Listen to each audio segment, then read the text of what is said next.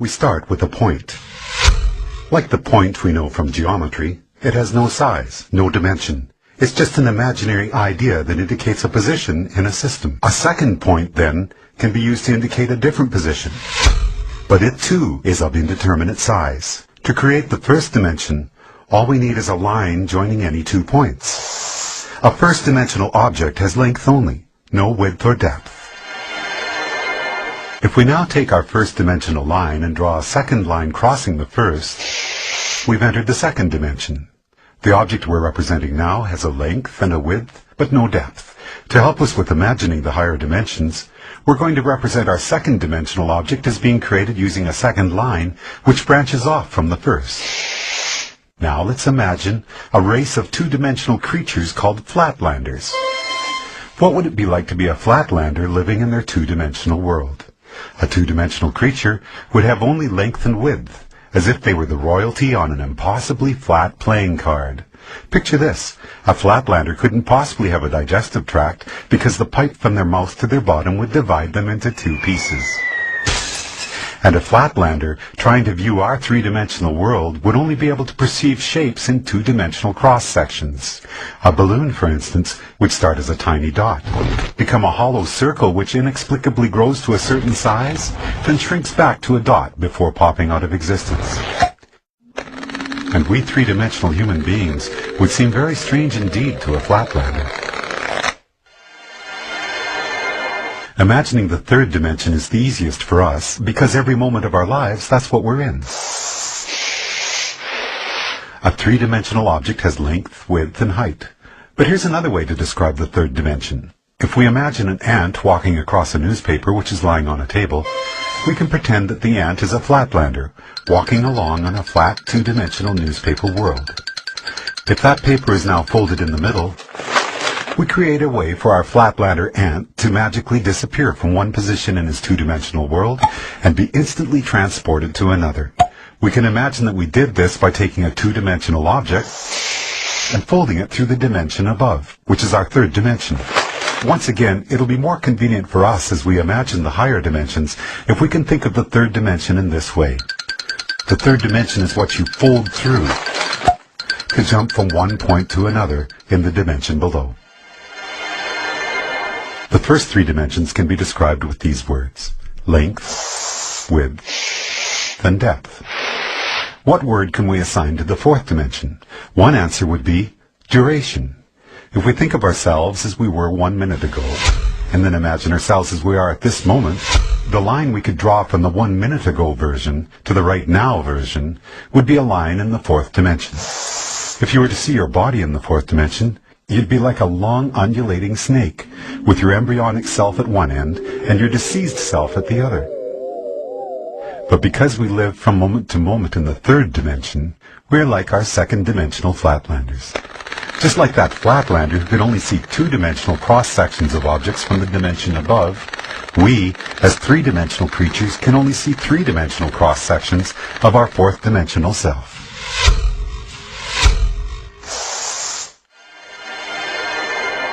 One of the most intriguing aspects of there being one dimension stacked on another is that down here in the dimensions below we can be unaware of our motion in the dimensions above. Here's a simple example. If we make a Mobius strip, take a long strip of paper, add one twist to it and take the ends together, and draw a line down the length of it, our line will eventually be on both sides of the paper before it meets back with itself. It appears, somewhat amazingly, that the strip has only one side, so it must be a representation of a two-dimensional object. And this means that a two-dimensional flatlander, traveling down the line we just drew, would end up back where they started without ever feeling like they had left the second dimension. In reality, they would be looping and twisting in the third dimension, even though to them it felt like they were traveling in a straight line. The fourth dimension, time, feels like a straight line to us, moving from the past to the future. But that straight line in the fourth dimension is, like the Mobius strip, actually twisting and turning in the dimension above. So the long undulating snake that is us will feel like it is moving in a straight line in the fourth dimension, but there will actually be, in the fifth dimension, a multitude of paths that we could branch to at any given moment. Those branches will be influenced by our own choice, chance, and the actions of others. Quantum physics tells us that the subatomic particles that make up our world are collapsed from waves of probability simply by the act of observation. In the picture we are drawing for ourselves here, we can now start to see how each of us are collapsing the indeterminate wave of probable futures contained in the fifth dimension into the fourth dimensional line that we are experiencing as time.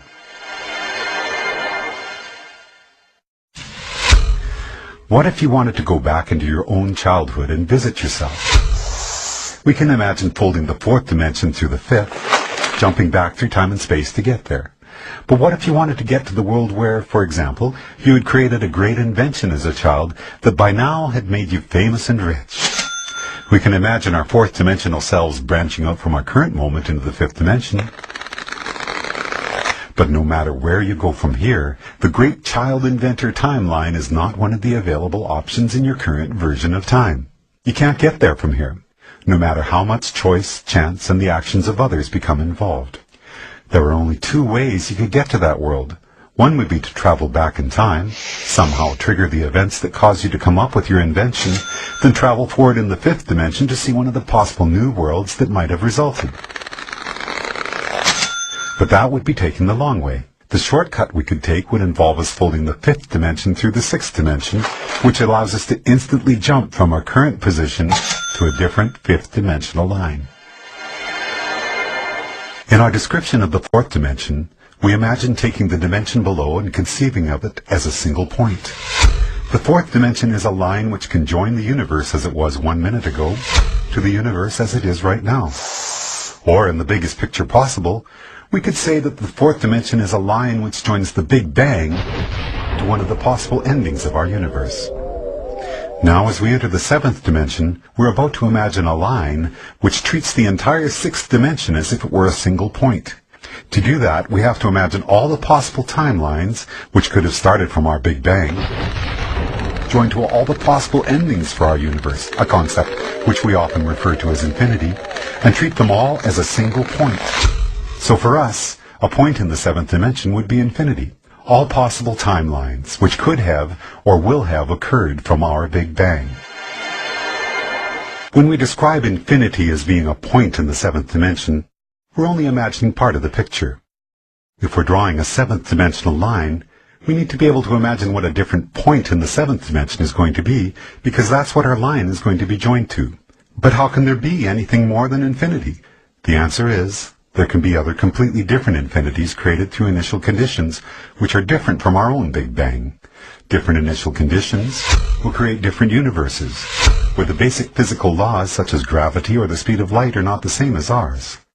And the resulting branching timelines from that universe's beginning to all its possible endings will create an infinity which is completely separate from the one which is associated with our own universe. So the line we draw in the seventh dimension will join one of those infinities to another. And as boggling as the magnitude of what we're exploring here might be, if we were to branch off from that seventh dimensional line to draw a line to yet another infinity, we would then be entering the eighth dimension. As we've explored already, we can jump from one point in any dimension to another simply by folding it through the dimension above. If our ant on the newspaper were a two-dimensional flatlander, then folding his two-dimensional world through the third dimension would allow him to magically disappear from one location and appear in a different one.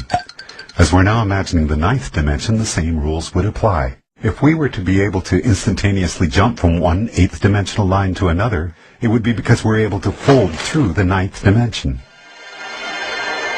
Before we discuss the first dimension, we could say that we first started out with dimension 0, which is the geometrical concept of the point.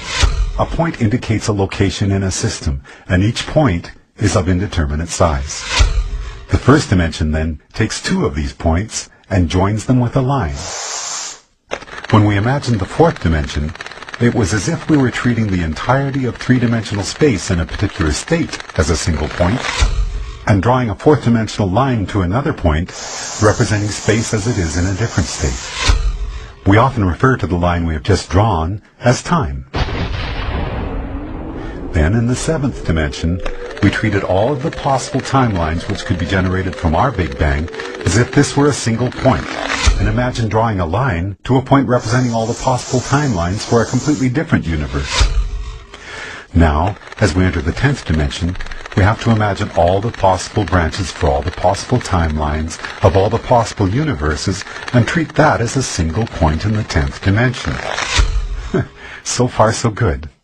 But this is where we hit a roadblock. If we're going to imagine the 10th dimension as continuing the cycle and being a line, then we're going to have to imagine a different point that we can draw that line to. But there's no place left to go. By the time we have imagined all possible timelines for all possible universes as being a single point in the 10th dimension, it appears that our journey is done. In string theory, physicists tell us that superstrings vibrating in the 10th dimension are what create the subatomic particles which make up our universe, and all of the other possible universes as well. In other words, all possibilities are contained within the 10th dimension, which would appear to be the concept we have just built for ourselves, as we imagined the 10 dimensions